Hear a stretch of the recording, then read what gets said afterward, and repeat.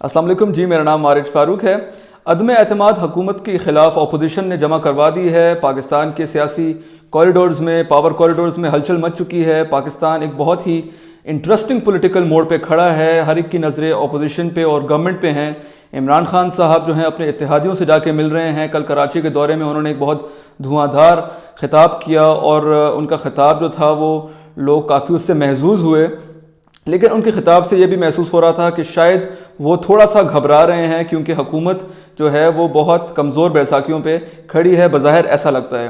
Opposition ये claim कर रही है कि हमारे बंदे पूरे हैं, हम लोग जो हैं अब अदम एतमाद की तरफ जाएंगे और इस हुकूमत का जो है वो ख़ात्मा करेंगे। लेकिन हालात जो हैं वो बहुत 50-50 हैं। ये नहीं पता कि किसके हक़ में फ़ैसला होगा, गवर्नमेंट के या अपोजिशन के। आज की वीडियो में मैं आपको ये बताऊंगा कि अदम एतमाद है क्या, और अब अदम एतमाद जो जमा कराई गई है अपोजिशन की तरफ से, उसके बाद का लाएअमल क्या होगा और उसके बाद प्रोसीडिंग्स जो हैं वो किस तरह चलेंगी।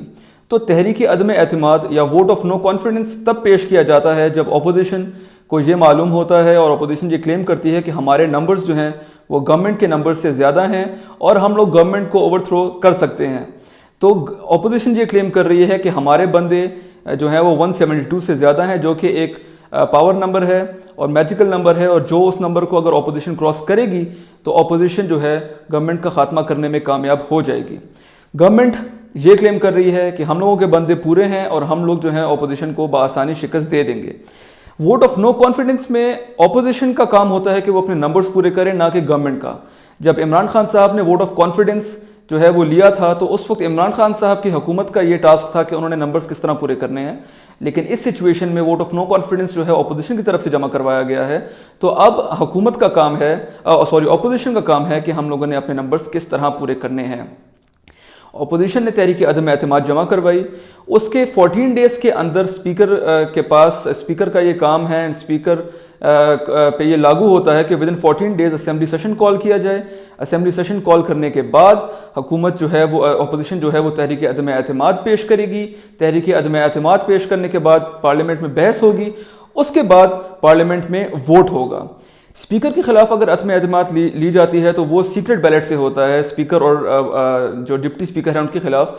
और प्राइम मिनिस्टर के खिलाफ जब वो वोट ऑफ नो कॉन्फिडेंस लिया जाता है तो वो सीक्रेट बैलेट के थ्रू नहीं होता, वो ओपन होता है। उसमें अगर अपोजिशन के जो बंदे हैं वो अपोजिशन के साइड पे, गवर्नमेंट के बंदे जो हैं वो गवर्नमेंट बेंचेस की साइड पे खड़े होते हैं, और अगर गवर्नमेंट के कुछ बंदे जो हैं उन्होंने अपनी साइड्स चेंज करनी है तो वो फिर फ्लोर क्रॉसिंग करके दूसरी तरफ जाते हैं। इसमें सबसे बड़ा एक मसला जो है, एक पॉइंट गवर्नमेंट जो है वो ये उठा सकती है कि अगर उन लोगों के बंदे जो हैं वो फ्लोर क्रॉस करते हैं और पार्टी की विल के अगेंस्ट जाके वोट करते हैं कि उनके खिलाफ गवर्नमेंट कार्रवाई करे। लेकिन कार्रवाई का तरीकाकार ये है कि अगर वो फ्लोर क्रॉस करते हैं तो प्राइम मिनिस्टर ऑफ पाकिस्तान जो है वो शो कॉज नोटिस उनको जारी करेंगे और एक जो लेटर है वो लिखेंगे स्पीकर को कि इनके खिलाफ कार्रवाई की जाए। वो लेटर जो है इलेक्शन कमीशन जाएगा, इलेक्शन कमीशन 7 से 8 दिन के अंदर उस पर फैसला सुनाएगी। तो एक बात तो साफ है कि अगर गवर्नमेंट के बंदे फ्लोर क्रॉस करके ऑपोजिशन की तरफ जाते हैं तो उस वक्त जो है वो कोई कार्रवाई नहीं की जा सकती, उसमें टाइम लगेगा। तो वोट जो है तब हो जाएगा, वोट जो है तब काउंट किया जाएगा, और उसके बाद जो कार्रवाई होगी वो बात की बात है। दूसरी तरफ सबसे बड़ा एक जो स्पीकर जो हैं वो डिले कर सकते हैं, डिलेइंग टैक्टिक्स जो हैं वो इस्तेमाल कर सकते हैं। वो ये कह सकते हैं कि हम लोगों ने जो रेनोवेशन का काम है पार्लियामेंट में हम लोगों ने शुरू कर दिया है, क्योंकि 22, 23, 24 को इस्लामाबाद में एक तो छुट्टी का भी ऐलान कर दिया गया है और 23 तारीख को OIC का समिट है जो कि पार्लियामेंट में होना है। तो जो स्पीकर हैं वो ये कह सकते हैं कि हाँ जी हम लोगों का रेनोवेशन का काम चल रहा है, तो उस पर जो है हम लोग जो है डिले कर सकते हैं। उस पर अपोजिशन ये क्लेम कर सकती है, ये कह सकती है कि कहीं भी कानून में, आइन में ये नहीं लिखा गया कि सिर्फ और सिर्फ अगर इजलास होना है तो वो पार्लियामेंट के अंदर होगा। इजलास सेनेट में भी हो सकता है। अगर सेनेट भी अवेलेबल नहीं है तो वो ये भी कह सकते हैं कि हम लोगों को कन्वेंशन सेंटर, जिना कन्वेंशन सेंटर में आप लोग सेटअप बना के दें और वहाँ नो कॉन्फिडेंस जो है मोशन जो है उसके प्रोसीडिंग्स आगे बढ़ें। तो ये कुछ तरीकाकार हैं, ये जो है अपोजिशन जो है ये बात कर सकती है।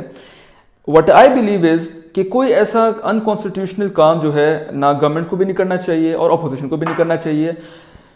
ट्रांसपेरेंट तरीके से जो है वो वोट ऑफ नो कॉन्फिडेंस की प्रोसीडिंग्स आगे चलनी चाहिए। उसकी एक वजह यह है कि अगर کوئی انکانسٹیٹیوشنل کام ہوتا ہے تو ایک کانسٹیٹیوشنل کرائسس جو ہے وہ پیدا ہو جائے گا. جب کانسٹیٹیوشنل کرائسس پیدا ہوگا تو پھر سپریم کورٹ کو انٹروین کرنا پڑے گا اور سپریم کورٹ کے فیصلے کو پھر سب کو ماننا پڑے گا. لیکن میں یہ بلیو کرتا ہوں اور زیادہ تر پاکستانی یہ بلیو کرتے ہیں کہ کوئی ایسا کانسٹیٹیوشنل کام ہونا انکانسٹیٹیوشنل کام ہونا نہیں چاہیے اور سپریم کورٹ تک بات جو ہے وہ جانی نہیں چاہیے. پاکستان کی ہسٹری میں ہم لوگوں نے دیکھا ہے کہ جب بے نظیر کی اور نواز شریف کی گورنمنٹ کو گرایا گیا تو وہ ایک کانسٹیٹیوشنل طریقے سے گرایا گیا. اس کے پس منظر میں نہیں جانا چاہوں گا, لیکن وہ بظاہر ایک کانسٹیٹیوشنل طریقے سے, ایک آئینی طریقے سے گرایا گیا اور وہ خاموشی سے چلے گئے. عمران خان صاحب کی گورنمنٹ ابھی 50-50 ہے کہ شاید وہ گرے, شاید وہ نہ گرے, شاید وہ آگے کنٹینیو کریں, شاید وہ آگے کنٹینیو نہ کریں. لیکن اگر عمران خان صاحب کی گورنمنٹ کو یہ محسوس ہوتا ہے کہ وہ لوگ جا رہے ہیں تو ان کو اس چیز سے پرہیز کرنا چاہیے اور گریز کرنا چاہیے کہ وہ ایسی کوئی انکانسٹیٹیوشنل حرکتیں نہ کریں, اس طرح کی کوئی سچویشن نہ کریٹ ہو جس سے بدمزگی ملک میں پیدا ہو. اپوزیشن کے نمبرز جو پورے ہونے کا ایک اور وجہ, اور وہ یہ کلیم اس لیے کرتے ہیں کہ ہمارے نمبرز پورے اس لیے بھی ہیں کیونکہ علیم خان اور جہانگیر ترین کا گروپ جو ہے وہ اب مرج ہو چکا ہے, اور وہ یہ کلیم کر رہے ہیں کہ ہم لوگوں کے پاس نیشنل اسمبلی میں اور پروونشل اسمبلی پنجاب میں 40 سے 45 ایم پی ایز اور ایم این ایز کی جو سپورٹ ہے وہ ہم لوگوں کو حاصل ہے.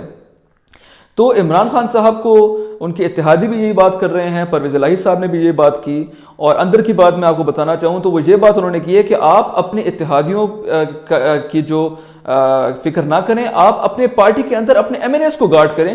وہ لوگ جو ہے وہ they are trying to jump the ship, تو آپ ان پہ دھیان دیں. تو عمران خان صاحب جو ہیں پورے پاکستان کے دورے پہ اب نکلیں گے, کراچی گئے ہیں, کراچی کے بعد وہ اپنے اور اتحادیوں سے ملیں گے. اس سے پہلے چودھری برادران کے پاس گئے, ان سے انہوں نے ملاقاتیں کی, جی ڈی اے سے ملاقات کریں گے, ایم کیو ایم سے کل ان کی ملاقات ہوئی.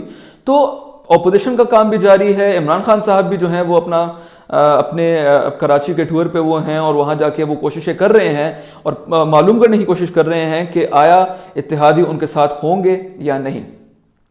تو یہ ایک طریقہ کار ہوگا جس کے تھرو ایک آگے پروسیڈنگز چلیں گی. اب جہاں تک میرے اپنے پرسنل رائے کی بات ہے تو عمران خان صاحب کے جو ود ان دا پارٹی جو ان کے ایم پی ایز ہیں جو کہ بزدار صاحب کی پرفارمنس سے خوش نہیں ہیں, علیم خان صاحب کا ایک بہت تگڑا گروپ ہے, جہانگیر ترین صاحب کے گروپ کا ہم سب کو پتہ ہے, وہ لوگ یہ ڈیمانڈ کر رہے ہیں کہ آگے کی بات تبھی ہوگی جب عثمان بزدار صاحب کی حکومت, عثمان بزدار صاحب کو ایز اے سی ایم جو ہے وہ تبدیل کیا جائے گا. عمران خان صاحب نے بزدار صاحب کی ملاقات میں یہ بات جو ہے وہ کی ہے کہ عثمان بزدار صاحب ہی سی ایم رہیں گے, اور وہ لوگ ان کو سپورٹ کر رہے ہیں, ان کے سی ایم شپ کے اگینسٹ وہ لوگ ہیں جو کہ خود سی ایم بننے کے کینڈیڈیٹ ہیں. تو پاکستان کی پالیٹکس جو ہے ایک بہت ہی انٹرسٹنگ موڑ پر آگے کھڑی ہوئی ہے, اور آگے کے دن جو ہیں وہ بہت زیادہ اہمیت کے حامل ہیں. تو ہم لوگ دیکھیں گے کہ آگے کی سچویشن کیا بنتی ہے. اگر میری ویڈیو آپ لوگوں کے لیے ہیلپ فل تھی, آپ لوگوں کو میری ویڈیو اگر پسند آئی ہے تو kindly subscribe to the YouTube channel, share the video, اور آپ اپنے کامنٹس شیئر کریں جس سے ہم لوگ اپنے ویڈیو کو جو ہے وہ اور بہترین کی طرف لے کے جا سکیں.